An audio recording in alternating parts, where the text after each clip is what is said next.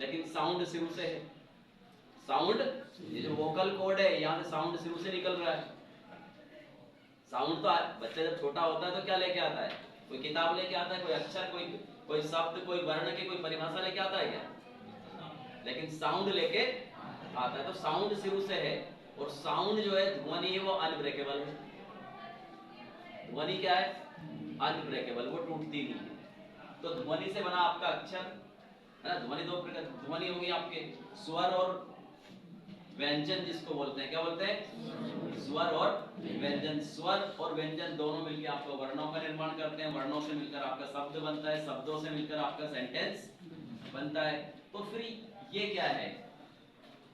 यानी सेंटेंस को जब आप एनालिसिस करके देखते हैं हम लोग, उसका जब विश्लेषण करके देखा जाता है, तो सेंटेंस को पूरे को डिवाइड कर दिया जाता है अलग अलग हिसाब से।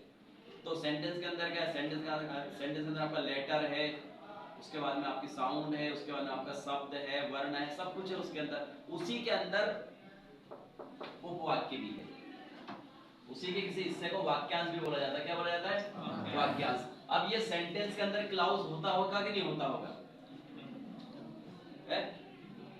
हर सेंटेंस के अंदर क्लाउज होना चाहिए कि नहीं होना चाहिए? होना चाहिए। क्यों होना चाहिए? किसने बोला ये? अरे सेंटेंस के अंदर क्लाउज होना चाहिए कि नहीं होना चाहिए? अभी जो कुछ यहाँ बोर्ड पे लिखा गया है, जो कुछ बोला गया है, उसके हिसाब से थोड़ा सा दिमाग लगाओ। तो सेंटेंस के अंदर क्लाउज होना चाहिए कि नहीं होना चाहिए? हाथ क्या है? हाथ जो हैंड है वो हमारी बॉडी का पार्ट है कि नहीं है? पैर तो बॉडी के अलग अलग जो ऑर्गन है वो सब बॉडी के हिस्से है कि नहीं है? देखो बचपन में सीखा शरीर के अंगों के नाम, name of the body parts. पूरी बॉडी क्या है? पूरी बॉडी सब चीज से मिलकर पूरी बॉडी बॉडी बनी है। उसमें पैर भी आ गए, आंख भी आ गई, हाथ भी आ गया, कान भी आ गया, माथा भी आ गया, सब। तो एक शरीर के अंदर हाथ होता है कि नहीं होता है? एक शरीर के अंदर कान होता है कि नहीं होता है? एक शरीर के अंदर पेट होता है कि नहीं होता है? कि कहीं पेट बाहर साइड से चले? हाँ? जो पेट है वो शरीर का हिस्सा है कि नहीं है? तो शरीर के अंदर पेट होना चाहिए नहीं होना चाहिए? होना चाहिए ना। यदि वो जो चीज जिस चीज का हिस्सा है तो वो चीज उसके अंदर होनी चाहिए कि नहीं होनी चाहिए? क्लास क्या है? ये हमारी कक्षा 11वीं है, पूरे विद्यालय का हिस्सा है कि नहीं है?